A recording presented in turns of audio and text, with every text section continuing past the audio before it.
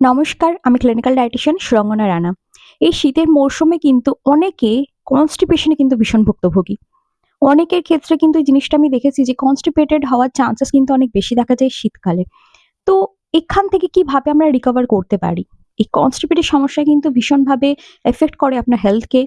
এর থেকে বিভিন্ন ধরনের সিভিয়ার কন্ডিশন এর দিকে যেতে পারে। তো ডায়েটের কথা বলি এখানে যে কি ধরনের ডায়েটটা মেইনটেইন করাটা ভীষণভাবে দরকার। তো ফার্স্ট এই কার্বোহাইড্রেট।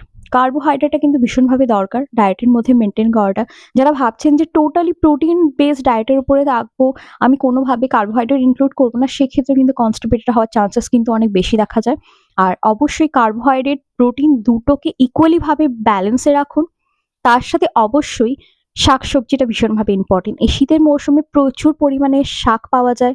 আপনারা শাক বা লিফ ভেজিটেবলস ডায়েটের মধ্যে রাখুন। বিভিন্ন ধরনের শাক ইনক্লুড করুন। সেটা হতে পারে পালং শাক হতে পারে, সেটা মেথি শাক হতে পারে। বিভিন্ন ধরনের শাক আছে যেগুলো আপনার ডায়েটের মধ্যে ইনক্লুড করুন। সেখান থেকে গুড অ্যামাউন্টে আমরা কিন্তু ফাইবার পাচ্ছি, যেটা ভীষণভাবে কনস্টিপেশন সিচুয়েশনটাকে কিন্তু ইজিলি ডিল করতে হেল্প করে।